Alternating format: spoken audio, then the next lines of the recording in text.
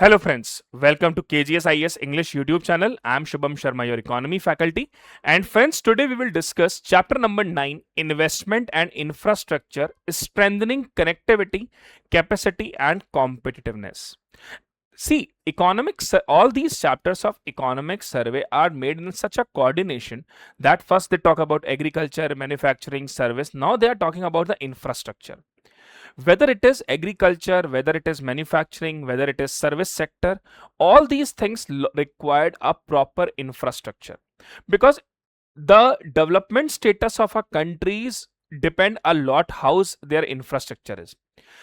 Earlier, physical infrastructure is very important, but nowadays digital infrastructure is also becoming very important. So we will discuss this particular topic in very detail. As I mentioned even in the class also, that agriculture chapter, manufacturing chapter, service sector chapter, infrastructure investment chapter, UPSC usually asks the question in mains from these economic survey topics only.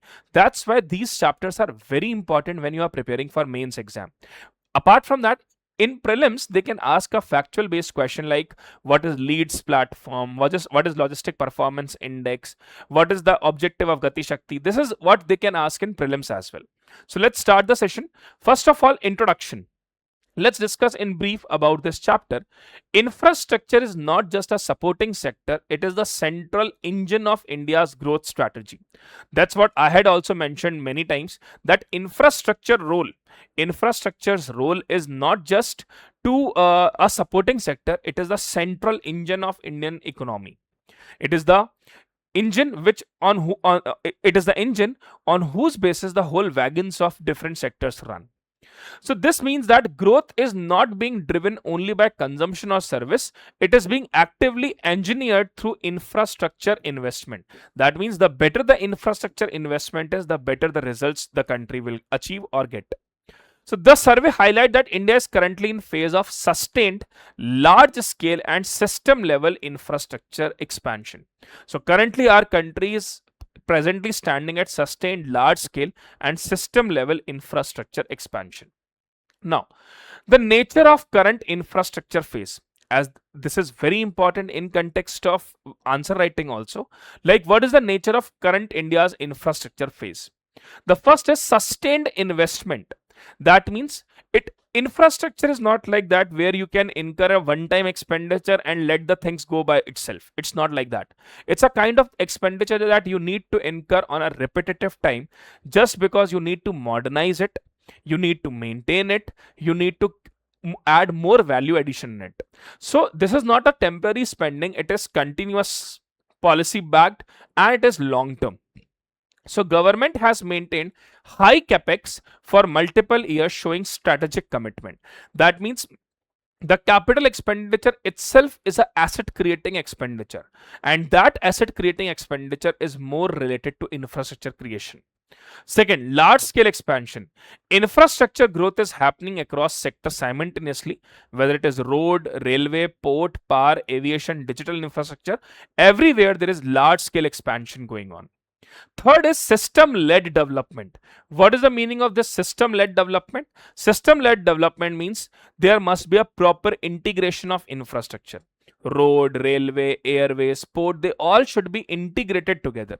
So system-led development means port connected to highway, highway connected to industrial corridor, corridor connected to logistic hubs, and network-based infrastructure development. And that's what it is very essential that India should focus on this hinterland and multi-modal connectivity. Okay, so this is system-led development. Moving ahead, expansion beyond physical infrastructure. This is very important.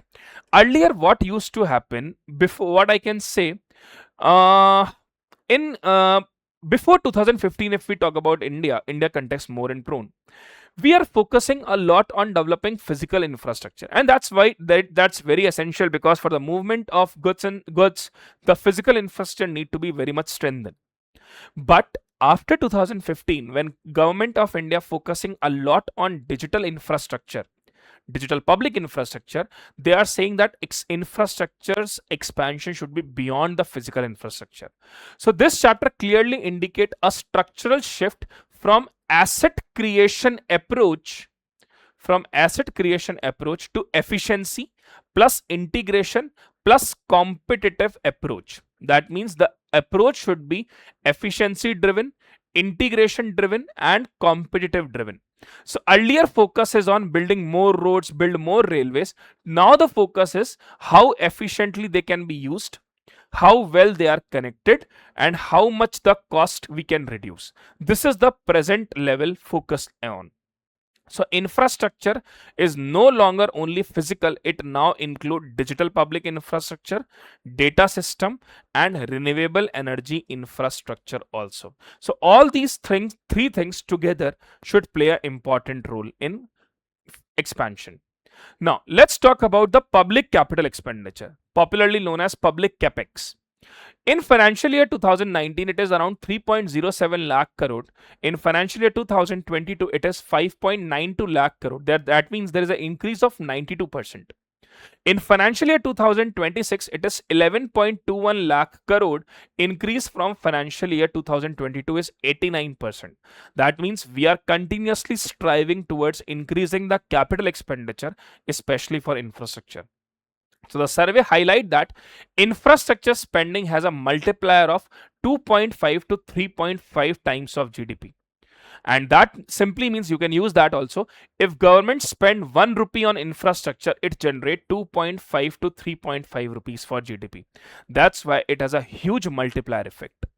It has a direct impact in context of construction activity, also promote a lot of employment. Indirectly, the impact is humongous. It also increased the demand for steel, cement, and machinery, which will create a kind of support to these sectors' development also. It also induced in with enhanced income, it increases the consumption, which in long term led to productivity increase and also reduce the logistic cost.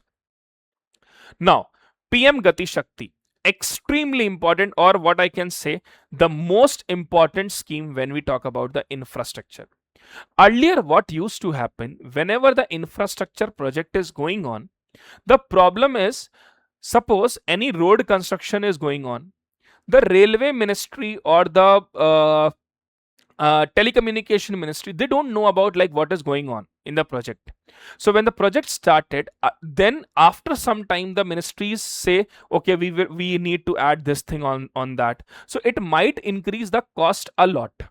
Now what the present this Gati Shakti plan is actually doing, it is integrating all the ministries that are related to infrastructure. So if there is proper integration of all the ministries related to infrastructure, then if a particular ministry is doing any kind of infrastructure work, it is also communicated to other ministries as well. That will reduce the overall cost and that will also enhance the efficiency of the project with better transparency. So infrastructure problem in India earlier were not just due to lack of money, but due to poor coordination, delay and cost overrun. So what PM Gati Shakti had done, it created a national master plan for integrated infrastructure planning.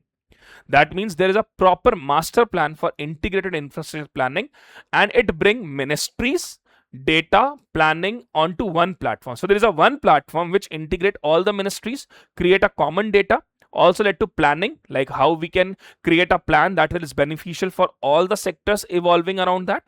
So the core function is GIS based planning, hence all infrastructure projects are mapped digitally. So it is easily communicated, it is easily surveyed, and it is proper feedback has been taken with better monitoring. So the impact is better alignment of project, it reduces the duplication, it also led to faster approval and led to lower cost as well. This is what PM Gati Shakti is. Moving ahead, let's talk about national logistic policy. Very important again, national logistic policy, why it is so important. I mentioned even in the previous chapters, also in previous discussion also, the logistic cost of India is very high.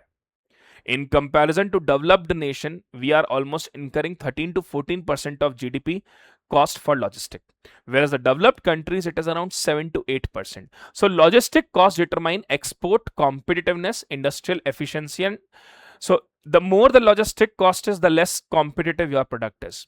So India's problem, logistic cost is 14% of GDP, which is higher compared to global standard. There is a particular platform that is Unified Logistic Interface Platform, where digital platform integrate transport data, logistics services, and all the stakeholders as well. There is another platform that is state-wise logistic performance can be measured through leads platform. It will lead to more transparency, proper real-time tracking, and faster movement of goods.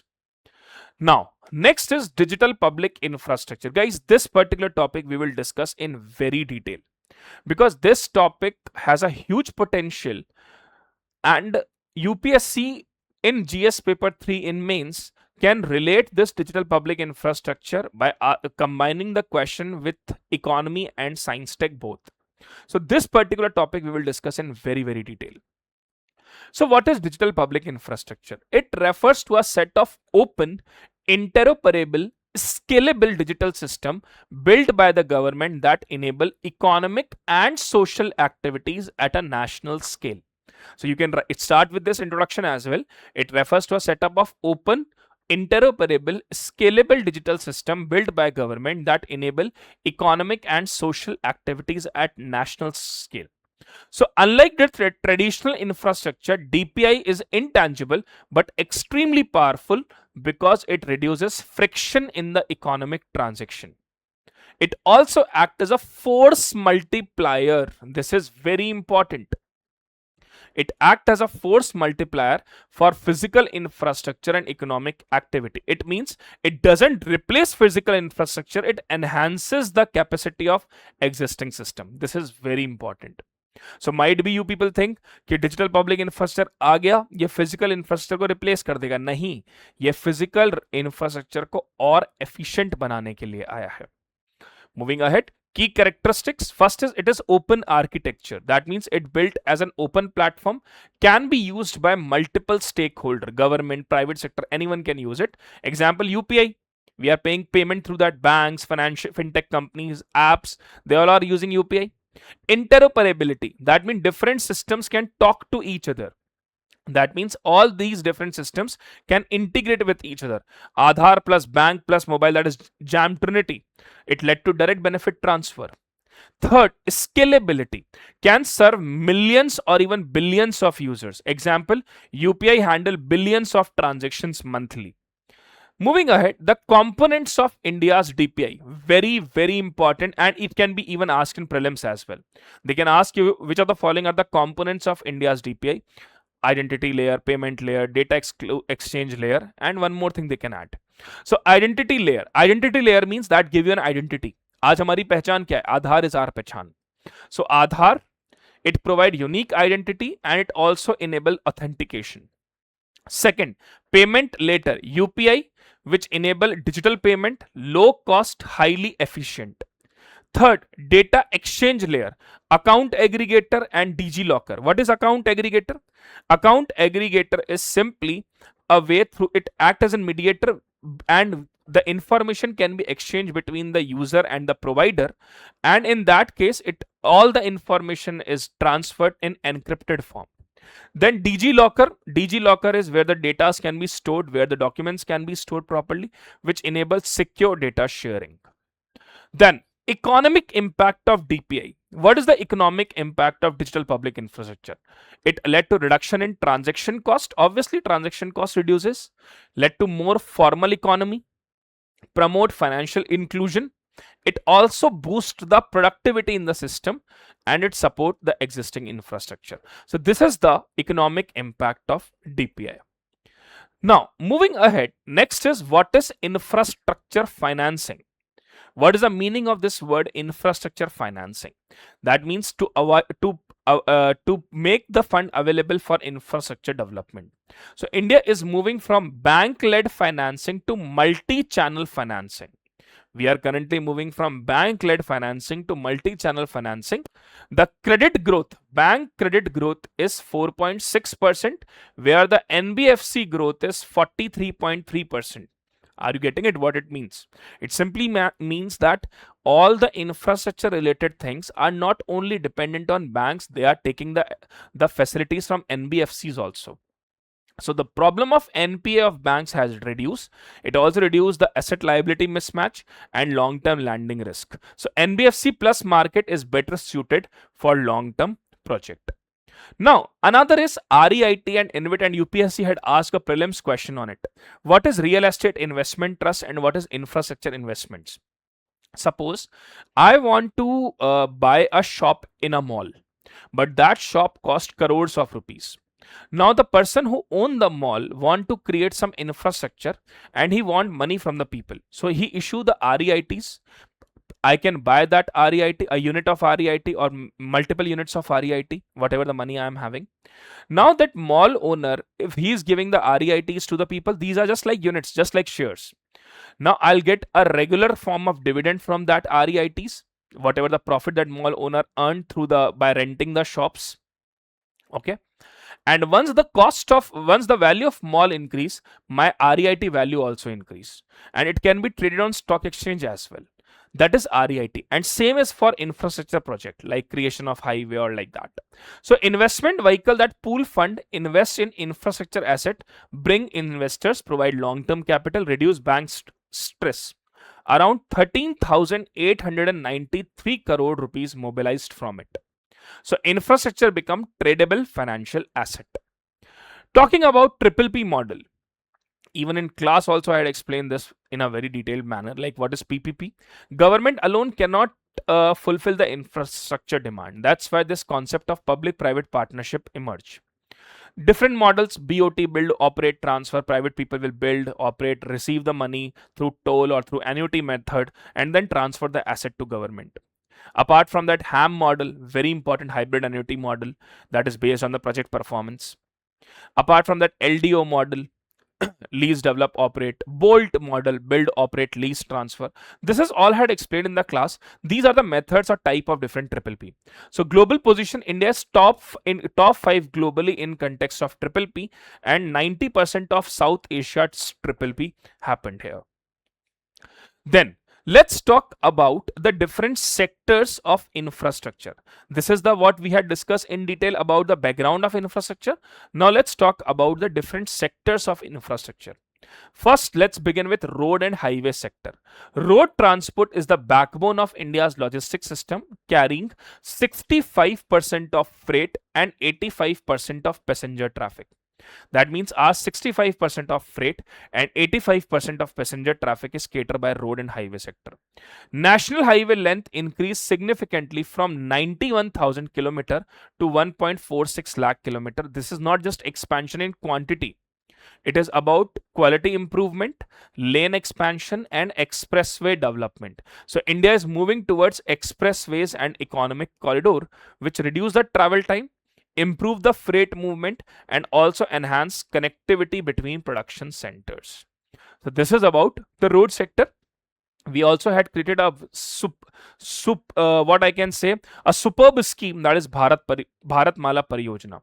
Objective is to improve the freight efficiency, develop economic corridor, enhance border connectivity.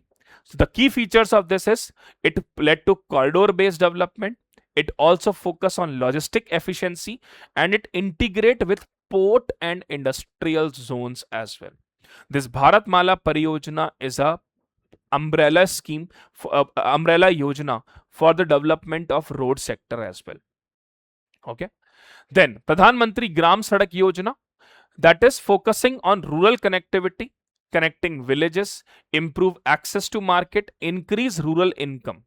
The Pradhan Mantri Gram Sadak Yojana is focusing on last mile connectivity, quality improvement, and key challenges that it faces is land acquisition and project delay. When I'm talking about the umbrella scheme, that doesn't mean that it is the only scheme, but it is the biggest scheme, Bharat Mala Pariyojana. Talking about the railway sector, railways are critical for bulk freight, long distance transport, also promote cost efficiency. And today, Indian railways are moving towards modernization, electrification. Huge electrification work has done, almost more than 95%. High speed system also, Kavach, providing safety, automatic train protection system which prevent collision and improve safety, station redevelopment, station being upgraded from to modern transport hubs, This is very important.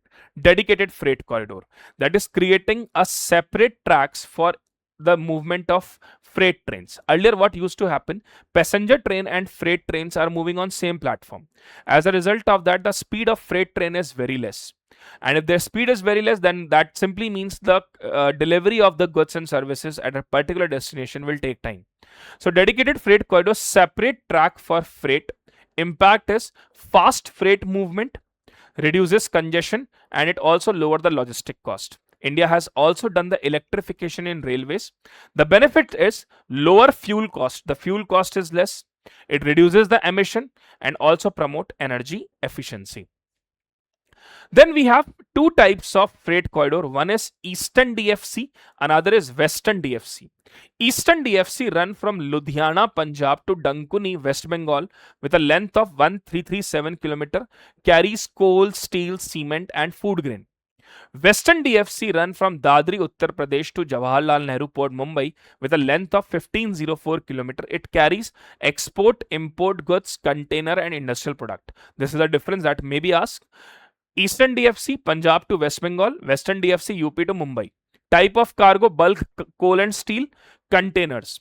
Economic role, energy plus heavy industry. It focus on trade plus export. Linked sector, power sector. Here manufacturing and port. Key corridor link, industrial belt, and it is DMIC. Now, let's talk about the aviation sector. It is again in very much in news because of some incidents. So, aviation sector, India is one of the fastest growing aviation market. Udan scheme, very, very important. Ude desh ka aam nagrik. Promote regional connectivity. Small cities are connected with affordable air travel. Airport infrastructure, that is expansion of airport and triple P participation. But the challenges for aviation sector is high fuel cost and financial stress of airline. And recently, because of Iran-Israel-US war, the ATF fuel, aviation turbine fuel, become very costly.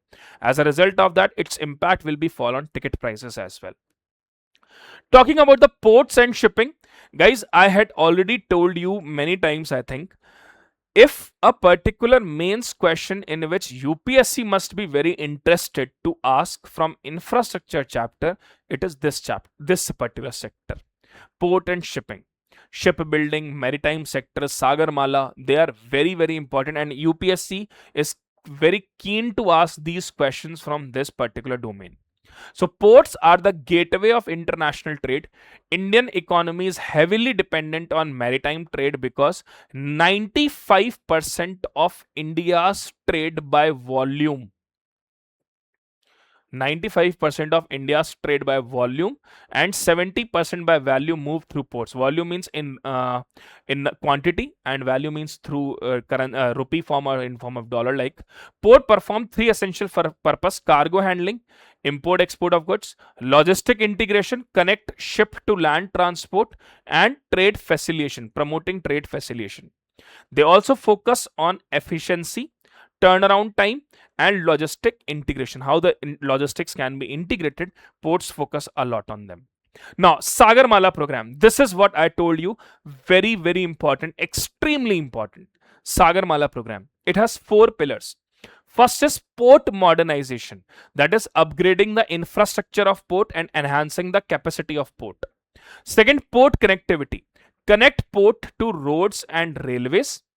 Third, port-led industrialization. This can be a prelims question also. Which of the following are the 4 pillars of Sagarmala?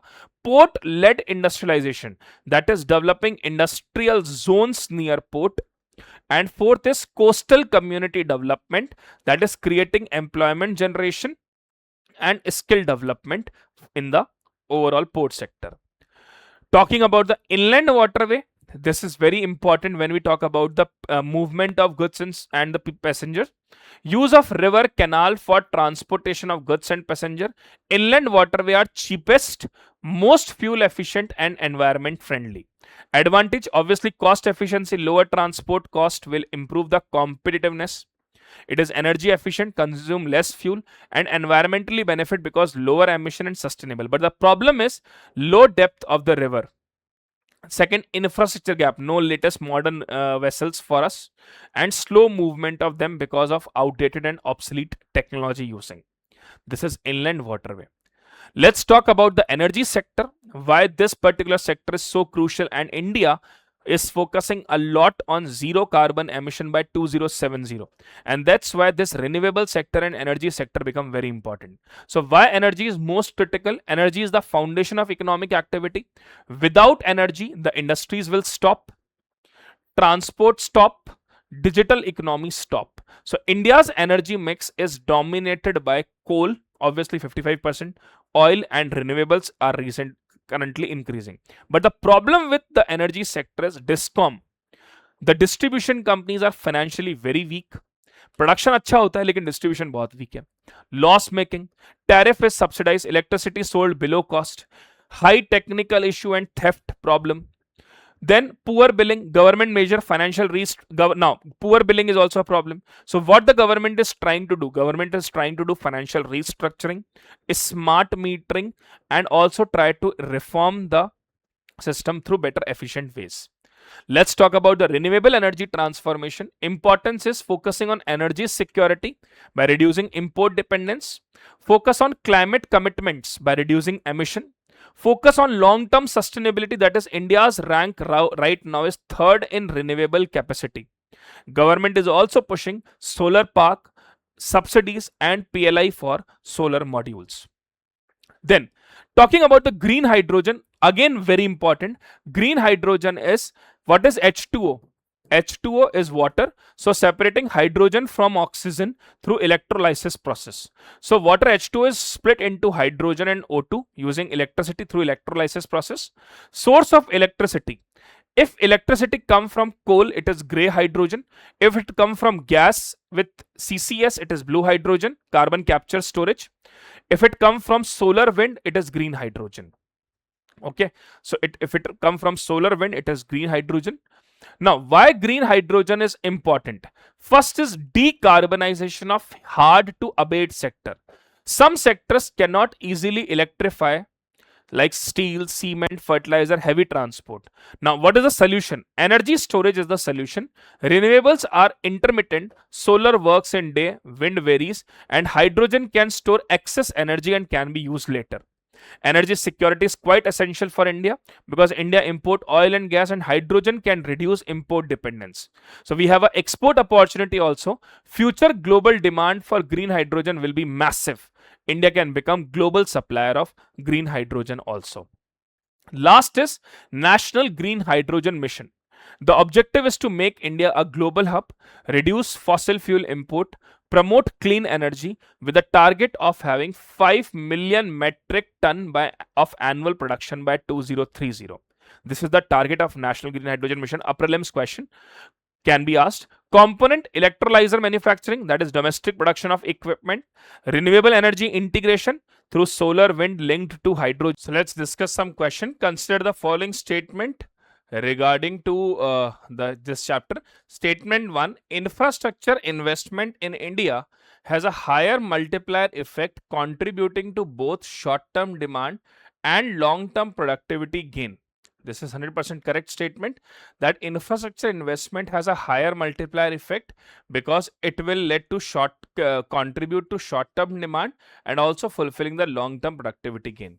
Infrastructure projects primarily influence only the demand side of the economy and have limited impact on long-term supply. No, it will also support the supply side also.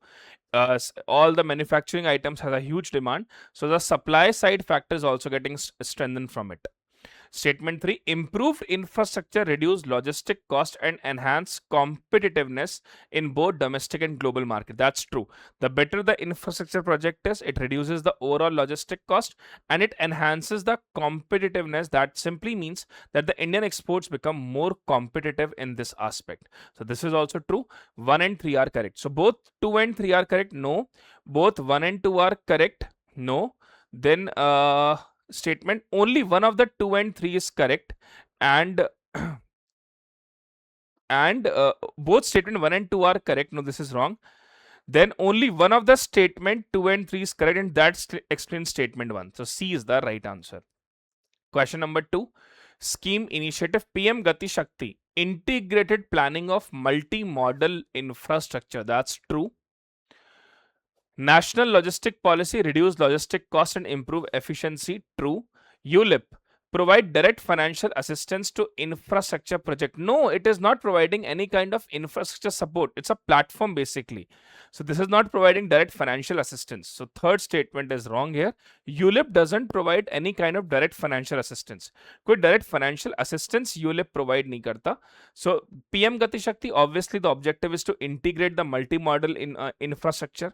All the ministries that are related to the infrastructure, there must be a proper coordination, synchronization. So first is correct. National logistic policy's objective is to reduce logistic cost because we all know the logistic cost is around 13 to 14% of GDP and we want it to make around 7 to 8% of GDP. So India focusing on this national logistic policy to reduce the overall logistic cost.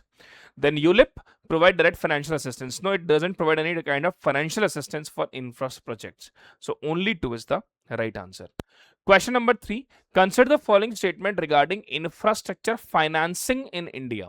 A slowdown in bank credit to infrastructure necessarily indicate a decline in total infra investment. No.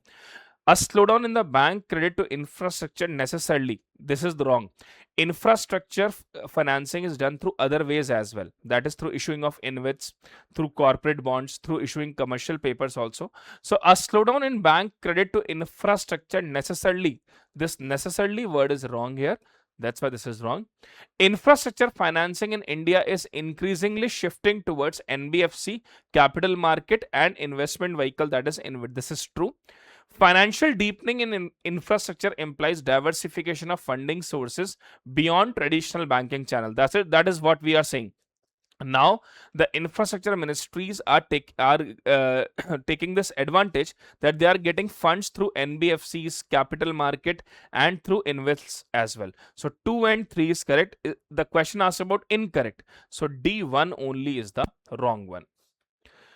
Next, consider the following statement regarding triple P. Public-private partnership aim to bring private sector efficiency and capital into infra development. That is true. In PPP model, all project risks are transferred entirely to private sector. No, it is basically sharing. It is not that all the project cost is being transferred to them. The objective of triple P model is that the particular efficiency can be enhanced. Private sector has good R&D, good skilled people. So the efficiency need to be enhanced and government also try to reduce their overall cost. It is not that the risk is entirely transferred to them. Then viability gap funding is used to support economically justified but financially unviable project. That's true.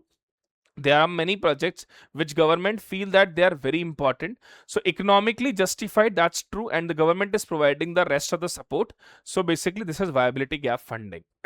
but financially unviable projects. So 2 and 3 are right here. Question number last. Consider the following statement regarding infra development. PM Gati Shakti focus on sector specific infrastructure planning rather than integration. No, this is the core objective of PM Gati Shakti. That is to promote integration. It doesn't focus only on sector specific. DPI, digital public infrastructure such as FASTag and ULIP improve efficiency of physical infrastructure. That's true. Digital infrastructure actually support the physical infrastructure. With better technology, with better know-how, they are supporting the physical infrastructure. That's correct. Multi-modal connectivity aim to integrate different models of transport to improve logistic efficiency. That is connecting all the infrastructure segment together. This is the objective of multi-modal connectivity. So 2 and 3, A, 2 and 3 are the right one. Okay, so friends, this is in this chapter number 9. I hope you get a good insight of this particular chapter number 9. Mention in the comment if you really like this video. And now we will move to chapter number 10 in the next video. Thank you and God bless you.